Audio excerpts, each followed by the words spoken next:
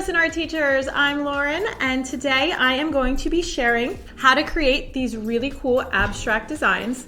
I stumbled across this project actually on accident. My students created these practice Neuro Doodle designs as practice for their final project, and one of them asked me to cut their design on the paper cutter because they didn't like one edge of it. And after it fell onto a piece of black paper, we both kind of looked at each other and were like, whoa, that looks pretty cool, eh?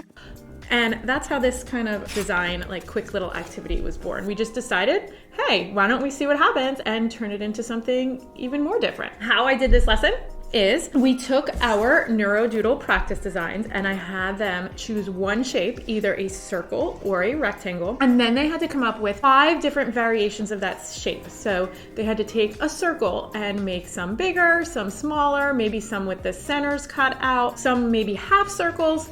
It had to be circular, not necessarily a full circle, but something had to be a little bit different about each one. So then, once they had their circle shapes, the next step was to arrange them on a piece of black construction paper. So they had a couple stipulations. I wanted them to create movement throughout their design. With movements like this. And kind of push themselves to not just go with their first idea and really see what happens when you kind of place your shapes a little bit outside of the frame. So they had to have at least 3 shapes running off of their page and place them in a manner so that the design looked balanced and interesting. So once they had their 5 shapes, 5 circles or rectangles placed on their black construction paper, then we took a white colored pencil. I had white colored pencils available. I also had white gel pens and paint markers. And I also had some metallic Sharpies that worked really well for this as well. So they got to choose which one they wanted to do. And then they just kind of continued the design however it flowed and kind of made sense. They didn't have to just connect the design to the next shape. They just kind of had to come up with a solution to make the lines flow and look balanced and look like they kind of went together. So well together. So this was super relaxing, super chill. They totally were into kind of solving the puzzle of it. So then after they finished that, then they again had to pick a color scheme. Not too many colors, because the goal of this design was to show them how to repeat yet vary something and not do 100 different shapes. I showed them if you did a circle, a square, a rectangle, the design would be very chaotic and confusing and it wouldn't look like it went together. Oh my God, what do I do?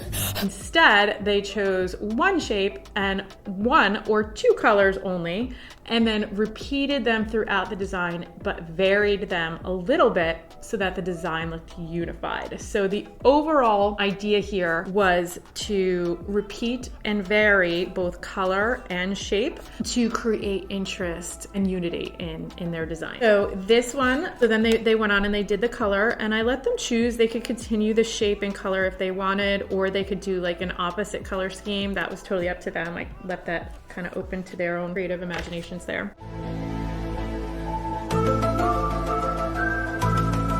This one is an example of one of the rectangles. For this example, this was one of my examples. I used watercolor. I didn't use watercolor with my students. I had them just use marker and colored pencil, but you can use any kind of combination that you want.